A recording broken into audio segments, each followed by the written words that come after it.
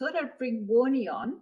Now, Warnie, because he's been on videos before, he is the epitome of relaxed, although weird. He doesn't want to sit in this video, but he just gets loved. And I'm thinking, he's the energy of chilled out and loved, and he's the energy that we all look for. Is he? Say hello. He's just loved and chilled, and that's how animals should be. That's how we should be. We just should feel loved and peaceful. Yeah, you want to get off me? But anyway, that's him.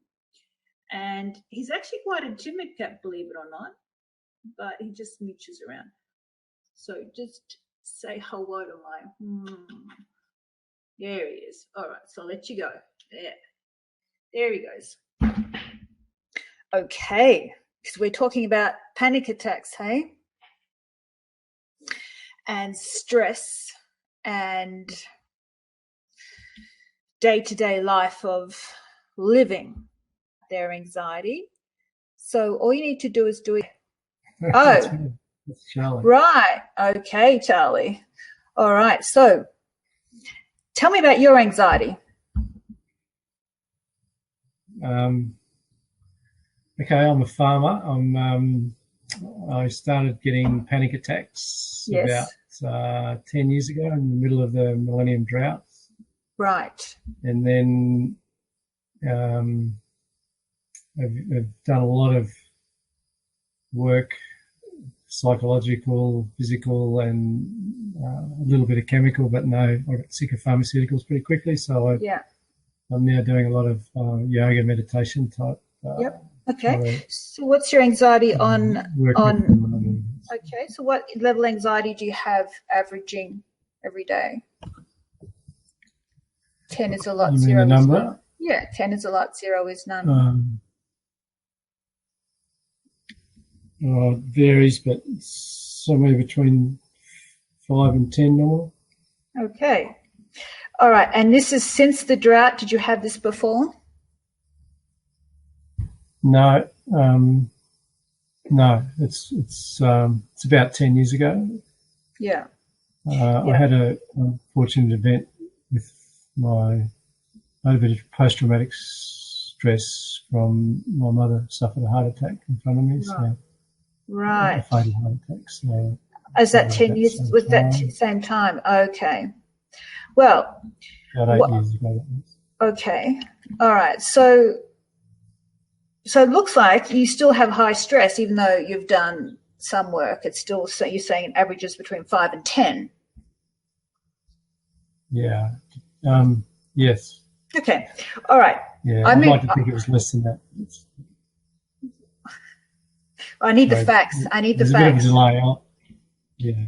Yeah. Okay. All right. Look, I work pretty fast. Hang on a minute, Charlie. I work pretty fast. So we get I'm pretty much, we'll get to some, I'm going to go to an age. I'm going to sort out what happened then, because what's happening right now is on something that's also occurred, and it's always pretty much generally childhood. And once you take out and shift that, then you can alleviate what this is sitting on, sort of thing. So are you okay if I go to an age for you, a childhood age? Yeah, absolutely. Okay. So I just need to stand up for this, because I can feel it when I stand up. So 2015, 14, 13, 12, 11, 10, 9, age 8. So tell me what was happening in your life around age 8. What were school you were going to? What were your parents up to? What stresses were happening? I'm looking for stresses.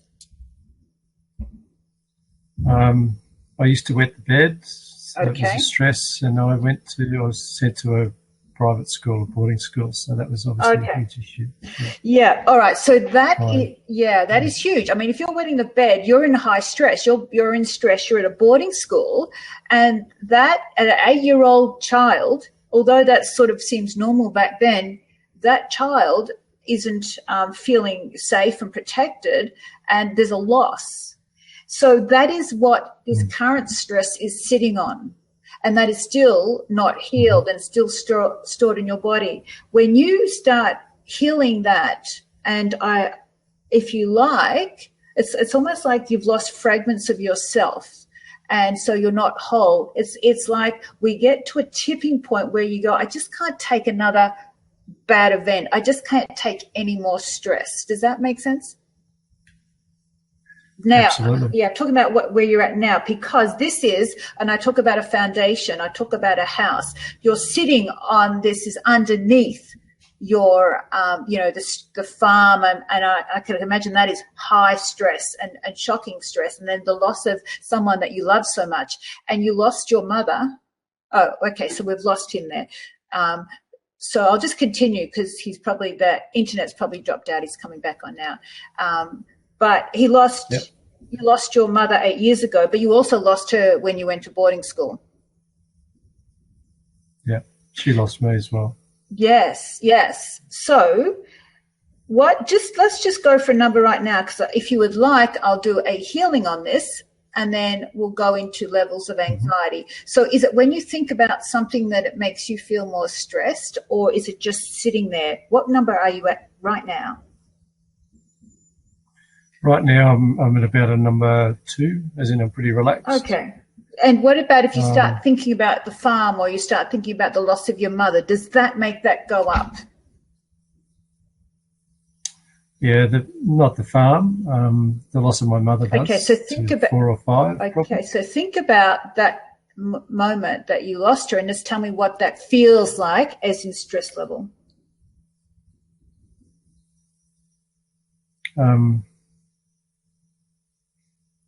It feels really sad. We had to do, my wife and I did CPR on her for about 30 minutes till the I'm sorry. ambulance arrived. Wow. So what is that feeling right now? So let's add it in sadness, and let's add it in stress. Just give me a number when you're right there, right, doing that.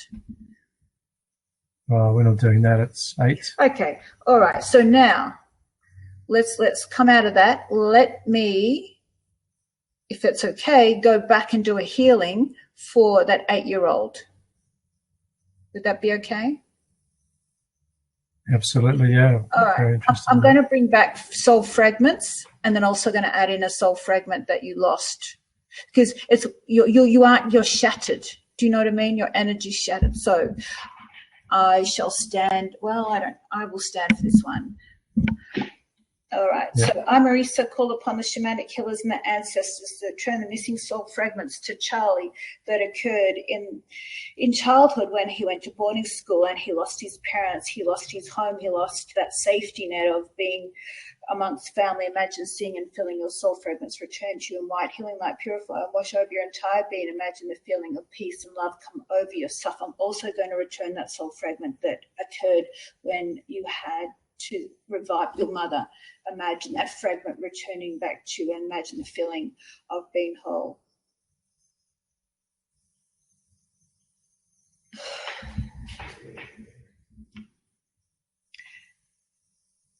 Now I'm going to just do one more thing for that little boy.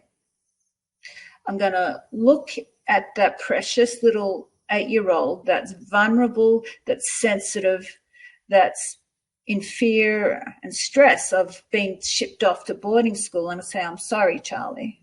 I'm sorry that you went through that. I'm sorry that you lost your home and your parents, and I'm sorry that you didn't feel safe in a new environment. I'm sorry there wasn't even anyone assisting you. You didn't deserve that. You deserve to have felt protected and safe.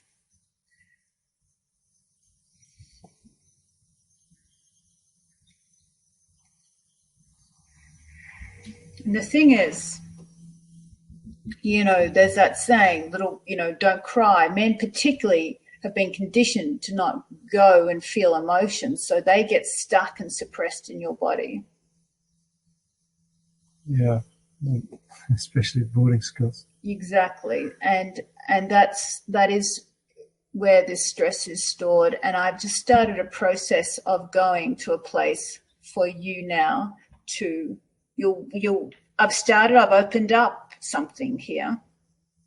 However, we'll just do a little test now. Tell me, when you think of your mother and the loss of your mother, tell me, what feeling does that feel? 10 is a lot, 0 is none. Does that have a shift on it?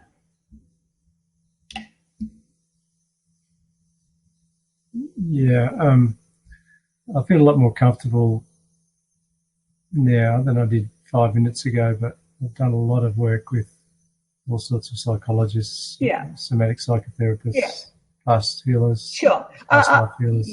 Look, and I'll give credit to all of that. But we're here right now, and what I do is I need to take you from where you're at and then move you again. That's why you're here online, yeah? You're here to move it again. Yeah. Because, I just go with numbers. You give me a number. You said you range between 5 and 10 of stress. When we got you thinking of your mother, it went to an 8. And now what I've done, and the other thing is, I'm in this moment now with you. So we just got to work with what we've got to work with in a very short time. So give me if you go and you feel that comfort, tell me what number stress does it feel? 10 is a lot, 0 is none.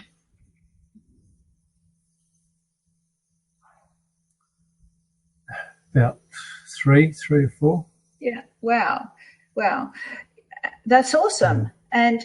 But you understand what I've just said now, where I always go underneath and then start there before I go back and then look at where you're at. But because that is huge. And the thing is, little children, that becomes them. Like as an adult, we take on what we want to take on and we have our own mind. You have no choice. And I just need to look at that precious boy and I need to apologize.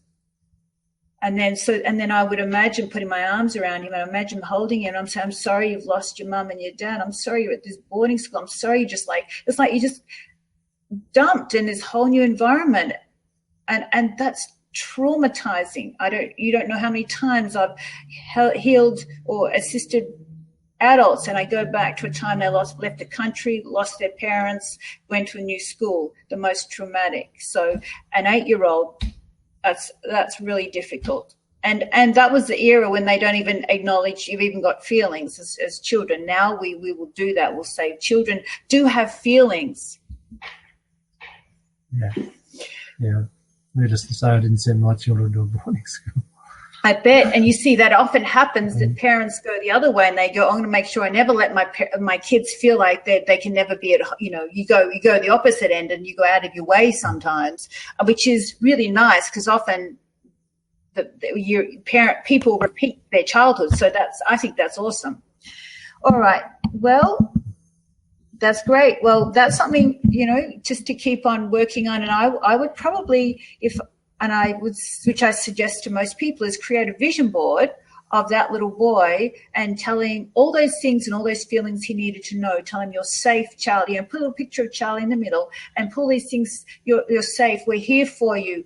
Your parents are loving you, and just recreate that childhood that precious little boy should have had.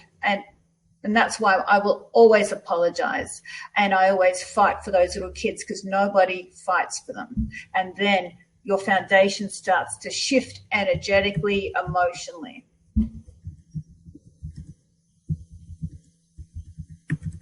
And they're sending you hugs. And lots of nice comments coming through. They're beautiful. They're so lovely. All right, so I've got to get to the next healing. So you take care, Charlie. Yep. Thanks. Thank you very much, and to everybody else too. Yeah, they're nice, aren't they? All right, take care. Okay, so somehow we'll take this one. Bye, Charlie. Young. All right. Hello. Hey, lovely. Hi, beautifuls. We are both here. Okay, back. Well, I'm glad that we're here. So how old are you, Gabby? 26. Oh, 26. Oh, my God. I'm so sorry. I thought you were younger than that. That's a good thing, by the way. Yeah, that is a good thing. 26. When I hit 30 was when my body couldn't contain the stress any longer. And that was what actually the psychologist told me when I went to see a psychologist. He said, well, that's around the age that it actually starts to spit out. But I would say today, everything happens earlier, younger, and your body just says, I can't do this anymore. So tell me, what are your stress levels, Gabby? 10 is a lot, 0 is none.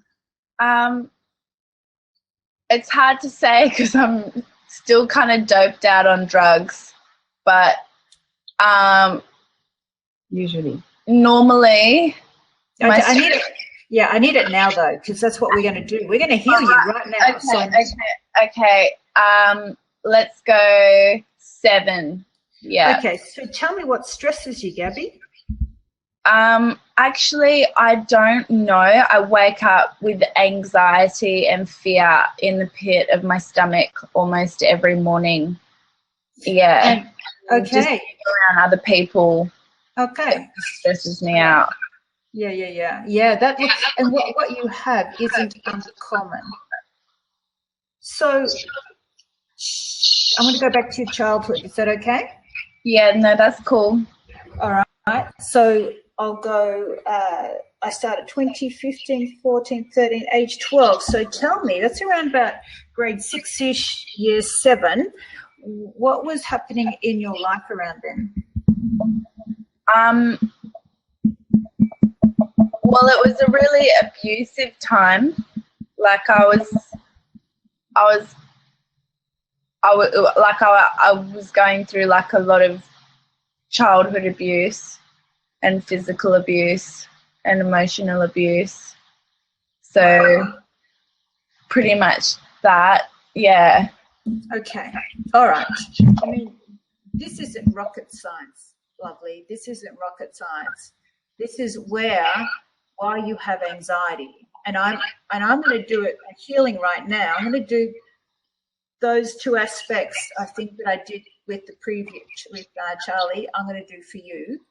So first of all and foremost, tell me what that little girl was feeling. Just like shit. Yeah. I know that's not, I don't know if that's actually a feeling. I just felt really, really unworthy. I'm really not good enough, not lovable. I just felt terrible. And I just felt like a weirdo. Like I always just felt like there was just something wrong with me. Yeah. Yeah. And having gone through that, I understand that because that's how I felt. So I had the same. And my book was going to help you. You're getting it sent to you with a manual because you're starting the course. So I want you to read that book. But at this moment, you are, unfortunately, had some drugs to help you, but it still sounds like I can still connect enough. So I'm going to do what I can right now. Yeah. Okay. Well, I haven't actually been on any drugs for a few days now, so it's good. Okay. Getting kind of clear. Right. Yeah. All right. So I want you to look into that little girl's eyes, and if she could talk, that little precious little girl that's suffering and being abused, what would she say back to you?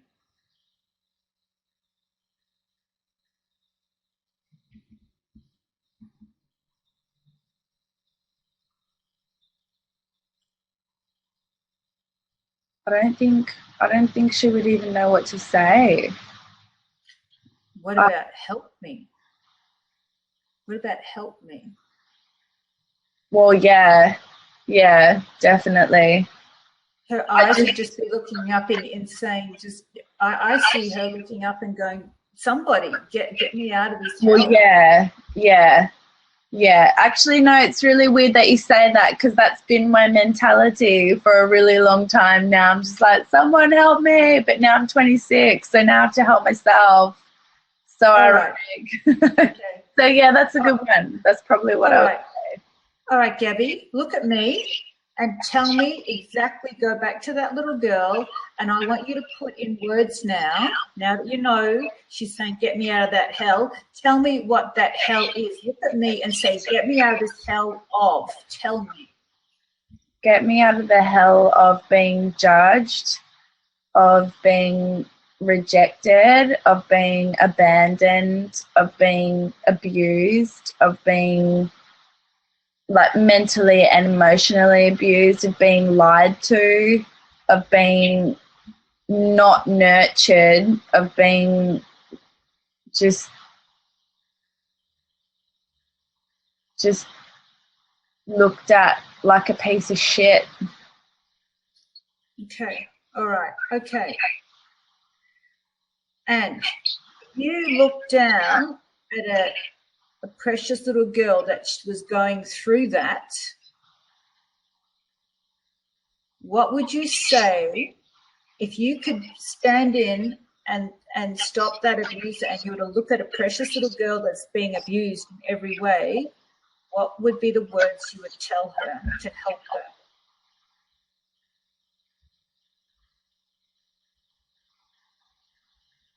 That it's just a lie, that it's all a lie, and that it's not her fault. It's not her fault, is it? No, it's not. But is that enough? You know, like, how is a little girl going to believe that? Someone comes along and says, babe, look, I know you have to go through all this, but it's not actually your fault. Well, that's right. No, but you don't have to go through it, and that's what I'd be fighting for. And after what I want to know is, why did no one do anything? That's right. What really pisses me off. I know, and that's what, you know what? And in the workshop, I mean, it's up to you right now, but I'd get that pillow and I would get you starting to scream that into that pillow. It's like you're dying inside. You're still there. You're like, don't you freaking see me? My God. And then I would be that has to come out, because that's stuck in there. You're still in that, don't you know? And somebody needs to fight for you, because nobody fought for you. Yeah. And so, you know, and you're kind of like gone into a depressed state because it's stuck there. I want to see you freaking goddamn angry. I want to see you angry. I do get angry, but then I just get so angry, like. Yeah, but then you know what? You've got to get angry. Now you know what you've got to get angry at, and then you've got to hit a pillow, and then you've got to keep getting that anger out. And then get it out and say, and all right, so, but I'm going to start this process of this healing, but that will be a step that you do after here, and you'll be doing that at live training. I'm known for, when I say, where's the pillow, everyone goes, here it goes. And you never know what comes out. But what I'm going to do right now is look, I want you to look at me. Yeah. Right? And I want to tell that little precious girl that's being abused in every way, that's living a hell, and no one's looking at her, no one's protecting her. I'm sorry. You did not deserve that. You deserve to have felt safe. You deserve to be told you're amazing, you're intelligent, to be told that you can be, do, and have whatever you desire, that you deserve to have felt safe in a loving home. I am sorry. That's inexcusable. Nobody deserves that. Nobody. And we need to fight for that little girl for once and for all. Nice deep breath. So now I'm going to return part of your soul fragments that got lost. Okay, I, Marisa, call upon the shamanic healers and their ancestors to return the missing soul fragments to Gabby that occurred in her childhood through all the abuse and neglect and the judgments. Imagine feeling your soul fragments return to you in light, healing, light, purifier, and wash over your entire being.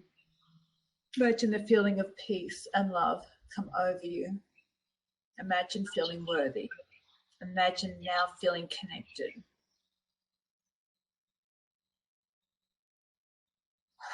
And now imagine now seeing that love of who you are.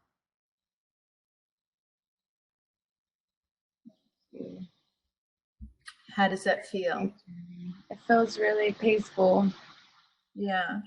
Yeah. What number stress does it feel right now? Maybe about a 3. I think I feel probably about a 3. Yeah. Yeah. Don't worry. Live training, you might get a little antsy before. What happens is the body knows what's coming up, and it is scary to go to those places, but it's short, sweet. It's like a Band-Aid. A bit on progress with that, and we. How old is she? 20. 20. I'm going to put her on. She's Should we go for an age and go to that point of where it's coming from? She doesn't have to come on the camera if she doesn't want to, but I can just mention an age and she can talk. You can talk for her. That's okay, Becky. Let me talk for you. So you Becky. I'll talk for her. Yeah, that's fine. So shall we go for an age? I'll go for an age. She doesn't have to come on. So we'll just get you directed with that. So I'll just stand up, and so it's 15, 14, 13, 12, 11, 10. So what was happening around grade 4 or 5-ish at 10 years of age in her life? What were the stresses? Was she in the same school? What was the relationships like in her home? Changed school at age 10, but out of her words, she actually got a period at that time. What else, Carl? You changed what? What did you say? She changed schools? I think so. Was that 11 or 10? 10, yeah. Okay, so that is huge. I've seen this time and time again. It's like you take, because it's in the middle of, it's not at the end of where everyone like goes to a class where everyone else is in the same boat of new. You take a girl out of a comfortable environment, especially around that age, and then she has to make new friends. Was that in the new school? She had to meet new people? Yeah. We're in Darwin, but yeah, she had to make friends all over again. Yeah, like that is huge. And people don't recognize the amount of stress that a child has when it's already bad enough at school, let alone then just dropping them into a bunch of people where they already have their friends, and you are like the outsider, and kids aren't that kind most of the time. Yeah, we also moved suburbs, so it was a whole new neighbourhood set of friendships, and she needs an apology, and she needs soul fragments brought back. And a vision board. You can sit down with her and do a vision board and tell her everything that she needed and put hearts and saying, but she has to talk through those changes, because that is stress is stored in her body. That is why she is stressed at, how old is she? 20? 20, yeah. She's got a lot of, I can feel all over her body, her spine starting to realign, out of alignment. There's just tension in every area of the body. Right. Does that make sense what I said, Becky? Yes. Our vision board. So does it make sense, the cause of it? Does this make sense why she's suffering today? Yes, it does. And you know what? People wouldn't. I was with a new person, and he was living in and out of our home. And to make it easier, I just went and looked for a family home, because what Charlie and I had together was, well, it's good for us, but it was too small for the other people being there all the time. So we had 2 new males living in the house. One became a stepbrother. I'm feeling very much so, my heart now, it wasn't right. It wasn't the right environment. No, I can, everything you've just said to me is telling me who knows what else was going on, let alone the stresses of the school, the suburb, the neighborhood, and then these men coming in and out the new home. I would say the biggest stress for your daughter today would be when you take her out of her comfort zone, because she will try and make herself comfortable so that she never has to feel those feelings back when everything was ripped from her. That would be a stress for her. Anything new, would that be correct? Is she going to stress when you try and do something new, meet new people, all of that? Does that cause stress? Yeah, and it seems to be getting worse. Yes. And I'm feeling a bit I am at fault there. I picked up more dedication to my volunteer work and other activity, and people and women as well, working with them. Yeah. So look, and that's awesome. Good on you for seeing that you're part of all of this, part of her stress. And you know what?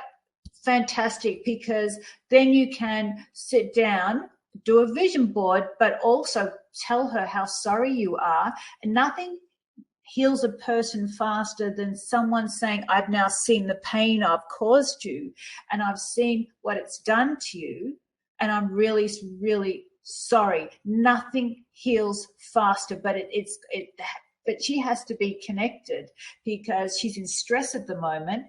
And so sometimes it's hard to actually even get in there. But, and then return of soul fragments. You can do that one and do the vision board again. So pretty much stress and panic attacks are a reflection or, something from something stuck in the body. And that's where you got to work on, and that is what will change her and heal her. Yeah, I feel it's been a long time coming. She's 20, so I actually feel that energy has been sitting there 10 years. Yeah. She's needed me to wind back the clock 10 years and hold her and I'm sorry, and I love her wholeheartedly. That's right. That's right. So sorry, So those three things need to be done because we've got it's this process of getting someone connected. Yeah. The other thing when I heal, I've got to somehow get in. And I could see, like, for instance, when I was talking to Gabby, she wasn't as connected. She had been on some medications and so forth. And I have to look into someone's eyes so that they feel their pain again, so then they can feel my apology. Because we often put those, walls up and barriers up so you can't get in, and that the healing you're trying to do or the words you're trying to say and the show the emotion of that you're sorry, an apology doesn't get in. So that's the only other thing from their end. And again, and that's just a way that you have to notice that. And that's what I'm always looking for. That's when I want to go into your soul so that I can tell people things. But anyway, you've got those three things, and that will definitely start the healing happening for your beautiful, sweet angel daughter. She is. Thank you, Marisa. All right, gorgeous. All right, you take care, and then we'll answer this one more question, and then we'll finish up. But blessings and love, Becky. All right, so just a quick one here. So we've got Anna's anxiety stops you from moving forward. Is your big block moving forward? Your life is beautiful and so grateful for everything around you. I vision a better future. She's got the anxiety. All right, so Anna, I'm getting the sense that there's some energy on you. It's like a curse from someone. So that's where you need to start at looking at that. Just work out who it is and remove it, because you've done forensic healing, but that's what I'm getting for you. And it's almost, sometimes they say jealousy is a curse. Well, they don't sometimes say it is a curse if it's a strong enough emotion, there's a strong enough connection, because someone is saying, I'm not succeeding, so your success will make me feel bad. And Anna, does that make sense to you? Have a think about that. All right. She says, yes, it does. Yes, so all you need to do is identify who it is, and I'm getting it's a female, and then use the protocol to just remove it. Okay, well, there's probably another level or another aspect of that. So that would be it. So just keep working on. Sometimes things are so thick. Sometimes I've had to, I get rid of stuff in my house that's symbolic of what someone gave me. They've held an energy over me, or I just get stronger. I work out and so forth. It's sometimes things are very, very thick. All right. So Charlie says, thank you, Marisa. This is my first webinar, but definitely not the last. I feel much lighter and less anxious. You're welcome, lovely Charlie. All right. I'm going to finish off here. Thanks for participating. Beautiful, lovely people, and I do send you love and blessings, and you can have some of my peace. I'm going to send you out my peace and my kitty's peace. He's left, but he's peaceful wherever he is, and I'll see you again. Take care. Blessings.